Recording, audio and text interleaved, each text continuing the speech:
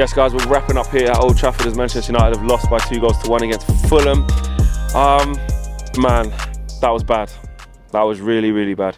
Do you know what it is? Like, I like Ten Hag and I want him to succeed, but some of the things he does makes no sense. Like, you know Lindelof can't play left back. Like, Dalot can. Why didn't you swap the sides? Like, it don't make no sense. Amrabat, when he started, he played left back 2 games, he was man of the match. Why didn't you play him?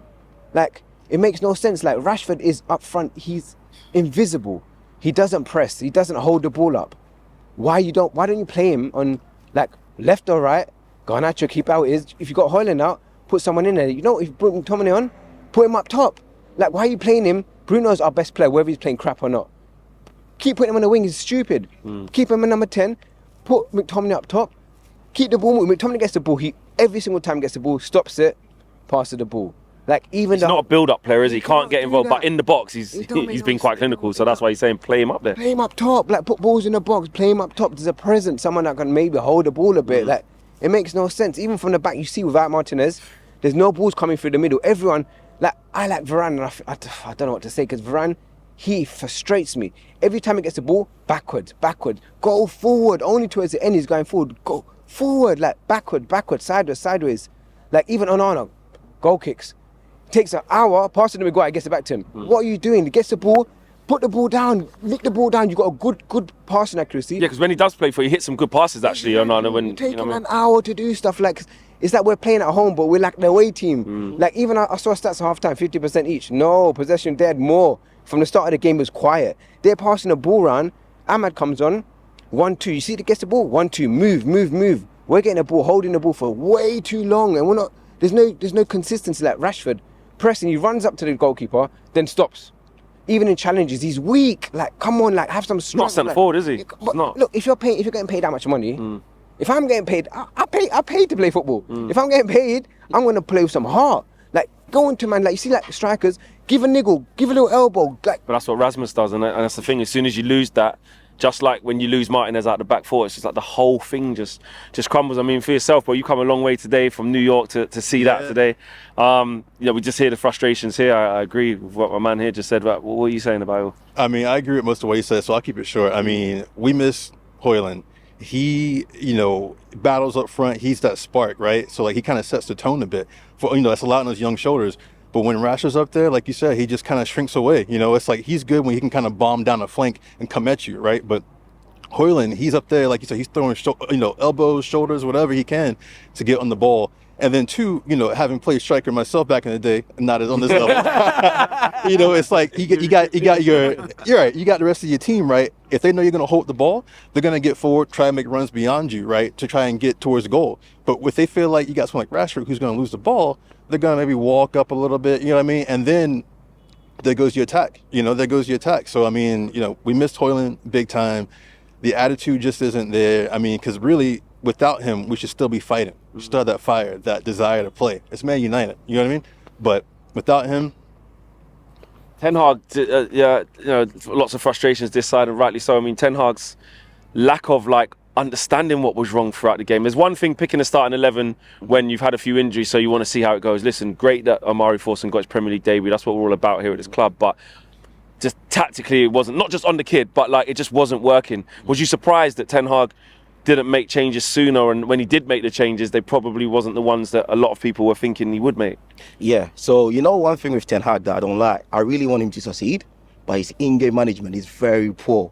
It's so poor. Like, I don't know, whenever I watch the game, I get confused sometimes. It's like we fans can see what's happening, but he's blind. He can't see what's actually going on the pitch, actually. Like, the subs that he made did not make sense. Why would he put Eriksen, CDM? It doesn't make sense. Man was just losing the ball and everything. Move, yeah. He can't even move, he can't run back. You get me? When he came on, mistakes after mistakes. I don't know why the midfield, when they get the ball, they don't know what to do, bro.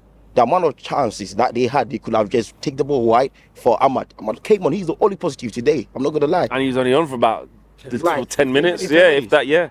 How can he be the only positive and you're always benching him? When you're playing bare people, bare peas, and they can't do nothing. Rashford, oh my God, shambolic. I can't lie. I love Rashford, but today, he's one of the laziest players ever. Like, people keep on talking about the players, Watch him, whenever he goes up front. Anytime he loses the ball, he just lies down, niggling everything, like, get up, bruh. You're Yeah, ending there was the one where he lost the 50-50, 50-50 and then the player and everyone in the stat just, oh, come on, like try win it back. And you see Maguire, yeah, like he played well today, yeah. But you know at the end, fam, foul my man, fam, take him down. You know you got no pace, fam. Because he's on a yellow card and he didn't want to get a red. You're gonna just miss one game. It's just one game, bro. Think about the team, bro. We need the points, fam. Just take my man down. You hear me? That could have been a draw. It's appalling, bro. I'm not gonna lie. Sid Rashford. Yeah. If, like, say Mbappe's gone, PSG asks for him, what do you do? Do you get rid of him? Easily. I'll be like, my man should go, fam. I'm not gonna lie. Where the team is gonna go, I don't see Rashford in it. I can't lie to you. Really? The way the youngest are playing and everything, I feel like he's not even the star boy anymore. So right now he needs to like pine himself and learn how to play as a team, as one of the senior players, and let the little kids do whatever they're doing. Because right now he's not the star man anymore. For me, if the money comes, I'll send him. Wow. Easily. Interesting. I'm going to come to you here. If you come in a little bit and face that way.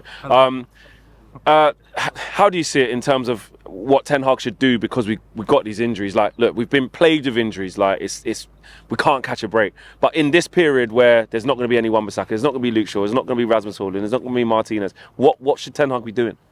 I mean, today shocked me because Martinez, we missed him against Villa and somebody else, didn't we? But Luke Shaw as well. yeah, I mean, we still had our strongest midfield, but at the same time, we're playing people out of position, whether that's Rashford, Lindelof. We've got Bruno, who's like played like since I was born. Yeah. But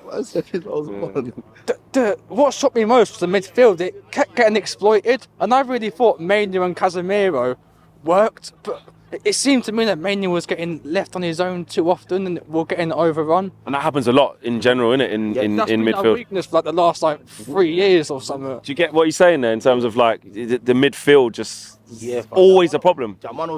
Yeah. It's when you watch other teams, yeah, the game is run through the midfield. We can't dictate the midfield.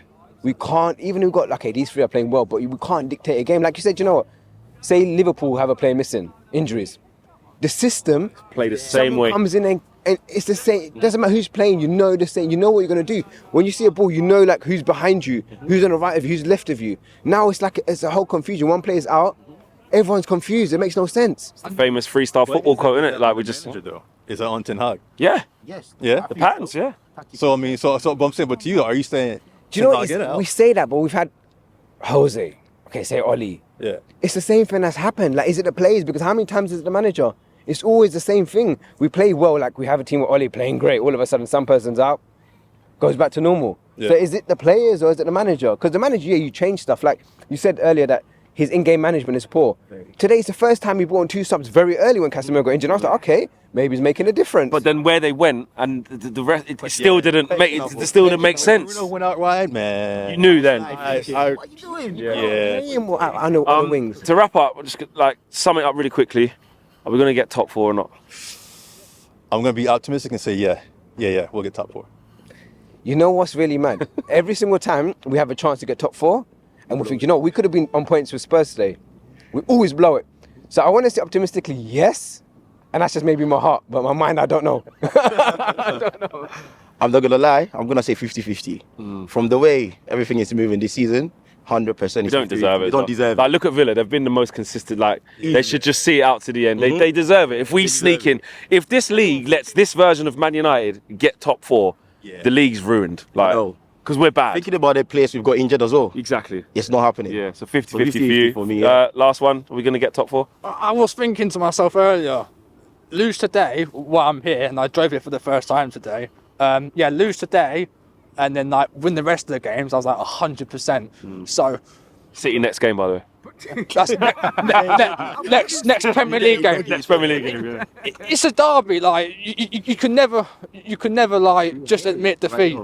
But we're not gonna get anything playing like that, are we? No, we're not. There you go, guys. Everyone's pretty much on the fence about whether we're going to get top 4. Let us know what you guys think at home as well. It's looking peak. I think he's got no one to bring on.